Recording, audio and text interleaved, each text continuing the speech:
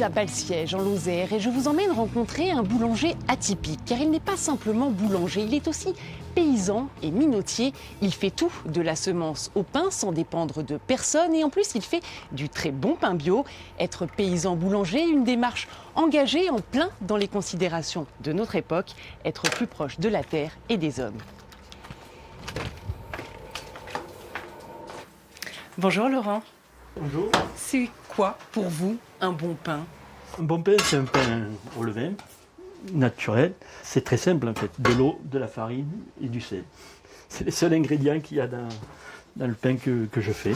En plus, je fais des pains avec des fermentations lentes, c'est-à-dire que je pétris la veille et le pain repose toute la nuit. Et puis au niveau de la conservation, c'est un pain qui peut se manger sur plusieurs jours.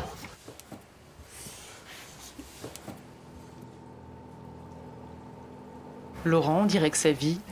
Ah oui, le levain, c'est le vivant qui. C'est le vivant. C'est ce qui permet justement que le pain lève. Et puis on voit par rapport à tout à l'heure quand on l'a alimenté, toute l'activité des levures naturelles qui sont dans le fournil, dans les graines de blé, qui sont en train de travailler. J'aime beaucoup de voir justement l'activité, tout le vivant qu'il y a dans le levain, quoi. C'est un peu magique.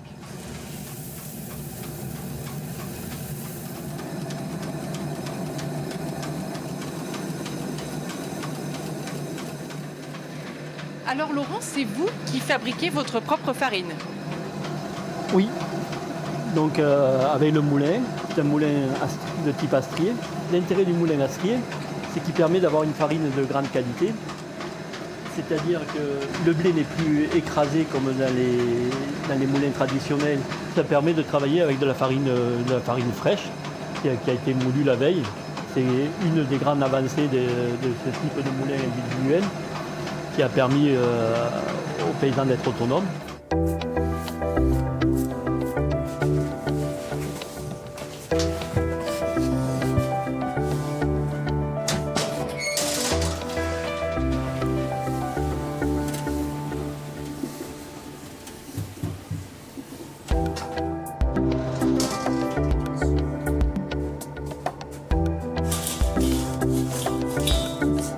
À qui vous le vendez ce pain? Alors c'est de la vente, on peut dire de la vente directe, hein, avec une AMAP, l'AMAP du Gévaudan, la Maison des Paysans et la Biocoop de Mende.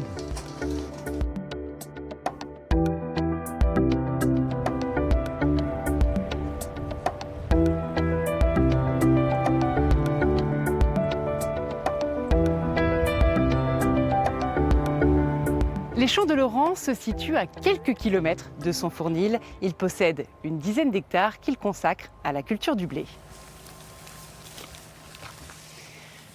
Parlez-moi un peu de votre blé. Dans l'univers des paysans boulangers, on parle souvent de variétés anciennes. Et vous? J'avais commencé justement par des variétés anciennes et c'est quand même un de mes souhaits de pouvoir y revenir. Donc au départ, c'était de la Touzelle et du Meunier d'Apt. Et puis la seconde année, j'ai eu de la carie sur le Meunier d'Apt. Par manque d'expérience, pas fait de traitement de prévention. C'est un champignon. C'est un champignon, oui, la carie. Et suite à ça, je me suis fait dépanner de blé par un collègue agriculteur qui est en bio. Et puis j'ai continué avec cette variété de type moderne, parce qu'au niveau gustatif et panification, ce blé me convenait. Et depuis, je fais cette variété-là.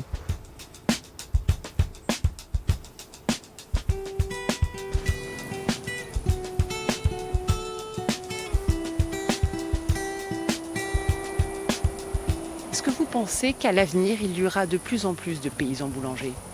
Oui, il me semble on voit qu'il y a une progression.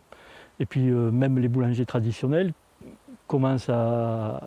certains achètent même des moulins et se font produire les céréales par des agriculteurs ou travaillent avec des minotiers du coin pour faire du pain local, sans essayer d'avoir un circuit le plus court possible.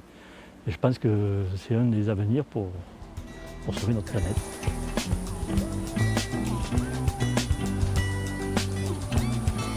Semer, cultiver, récolter et fabriquer son propre pain, une vraie démarche de paysans artisans qu'il faut encourager aujourd'hui.